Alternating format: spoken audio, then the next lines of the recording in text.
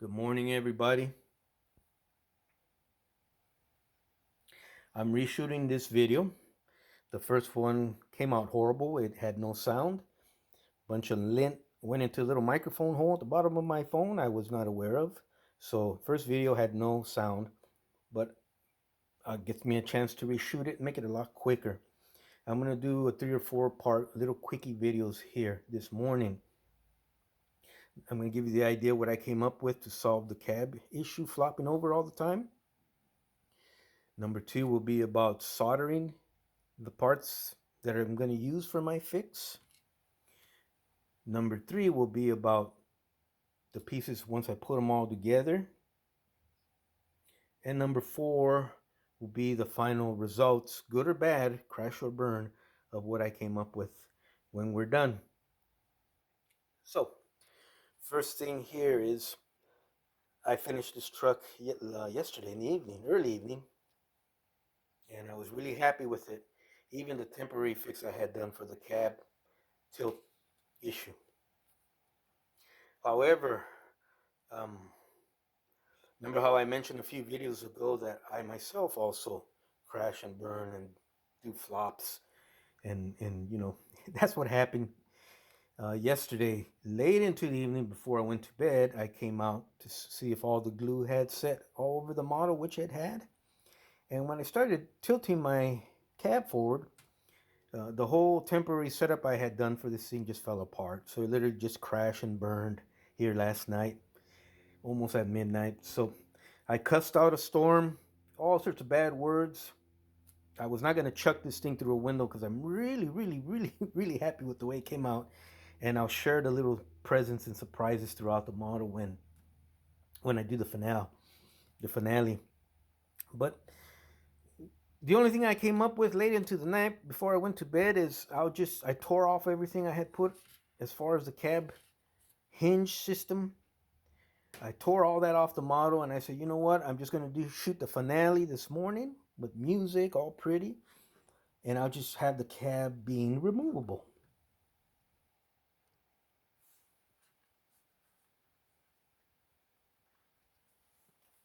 That was my easy, quick fix. Well, I woke up this morning. I didn't even eat breakfast. I came over here with my cup of coffee and immediately I looked at this thing and I came up with a solution.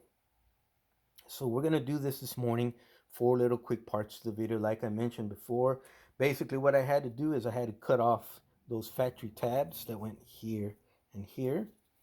I sanded the areas flush just to keep the plate and the bracket that came with the kit. Made sure they were level.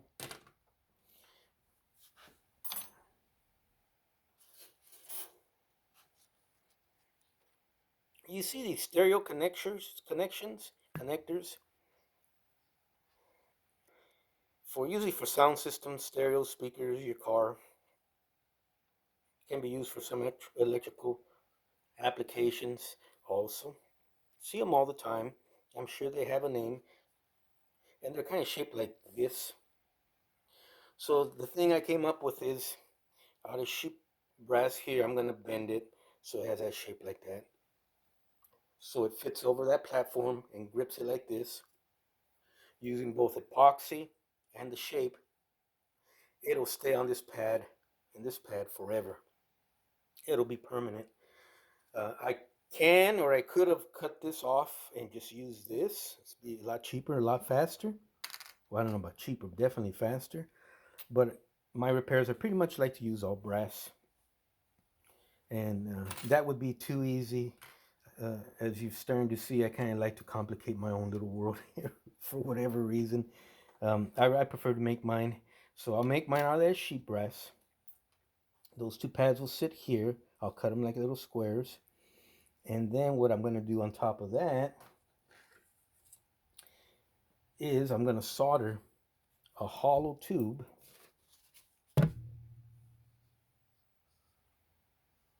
of brass onto those two plates. In addition, what I'm going to do, I'm going to get a piece of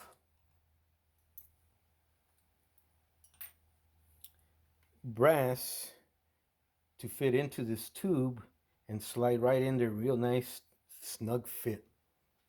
I'll put a drop of oil on there. You guys have seen this hinge system on my diamond reel. I use it on pretty much everything. And it'll be a roller bearing type setup. It'll span the length and stick out a little further. That's the part will go up to the cab interior wall. So it still hasn't poked into the cab itself. It's just up to the bulkheads there. What I'll do on this,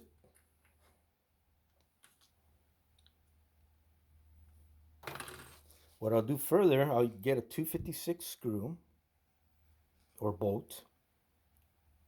I'll cut that head off and using the threaded body. I'll solder it onto. This is solid. The one I'm actually going to use is going to be hollow. I'm just doing this for real quick video purposes. So what I'm going to do using the threaded body. Hope that comes out. I'll cut that bolt head off or screw head off. I'll solder it to the tip of my rod that will go inside the bar here. I'll do it to both ends. Now when I set up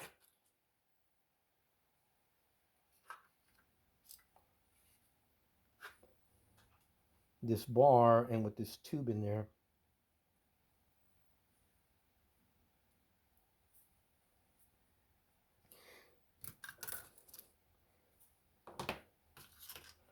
the actual piece that will protrude and go into the cab itself, just like the factory setup, will be the threaded ends only.